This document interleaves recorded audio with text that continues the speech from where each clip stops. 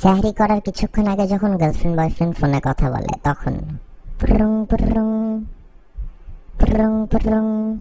Hello জান, কি করো? এই তো জান, আম্মুকে হেল্প করলাম খাওয়া গরম করতে। কি কি খাবা? ভাত খাবো, ডাল খাবো আর একটু লেবু আর মুরগির মাংস। কি যে মজা! মজা না? খাও তাহলে। আচ্ছা জান, আম্মু ডাকতেছে, সেহরি করে আসি।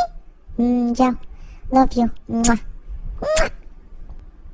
সেহরি করার কিছুক্ষণ পর যখন আবার ফোনে কথা বলে তখন পুরুং পুরুং পুরুং পুরুং।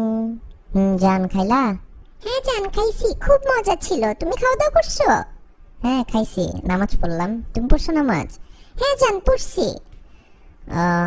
ঠিক আছে, কি করবা তাইলে? সকালে ক্লাস আছে না তোমার? যাও ঘুমাও, সকালই তো হয়ে গেছে অলমোস্ট। হ্যাঁ জান ঘুমাইতে যাচ্ছি। তুমি কি করবা? তুমিও ঘুমায় যাও, তোমার তো কোনো কাজ নেই।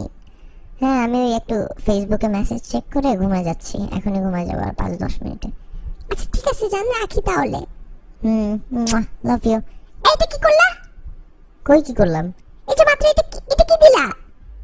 চুমা দিলাম। কেন, তোমার কমন সেন্স নাই? তুমি বুঝো না আমি রোজা রাখছি? রোজা হালকা হয়ে যাবে না আমার? মাথা খাটায় কাজ করতে পারো না তুমি? আরে আজব, একটা চুমাই তো দিলাম। সারাদিনই তো দাও, মন ভরে না? সারাদিন দিয়ে তোমার মন ভরে না কেন? তোমার এত চুমা দিতে হবে কেন ফোনের মধ্যে? ফালতু যত সব, আমার রোজাটাই হালকা করে দিলা। ধুর।